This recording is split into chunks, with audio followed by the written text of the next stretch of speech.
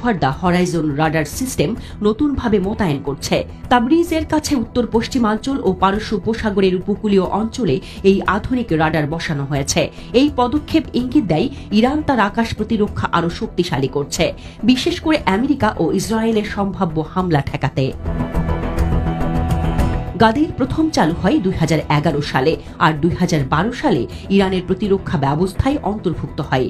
ইরানের নিজস্ব প্রযুক্তিতে তৈরি এই রাডার 1100 কিলোমিটার পর্যন্ত ব্যালিস্টিক মিসাইল শনাক্ত করতে সক্ষম এবং 600 কিলোমিটার পর্যন্ত বিমানের গতিবিধি ধরতে পারে।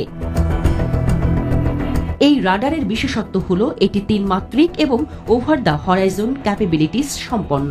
এর মানে এটি পৃথিবীর বক্রতা পেরিয়েও শত্রুদের শনাক্ত করতে পারে, যা সাধারণ লাইন অফ সাইট রাডারের পক্ষে সম্ভব নয়। এটি উচ্চ ফ্রিকোয়েন্সিতে কাজ করে এবং ছোট ড্রোন, স্টেলথ বিমান, এমনকি ক্রুজ মিসাইলও শনাক্ত করতে পারে।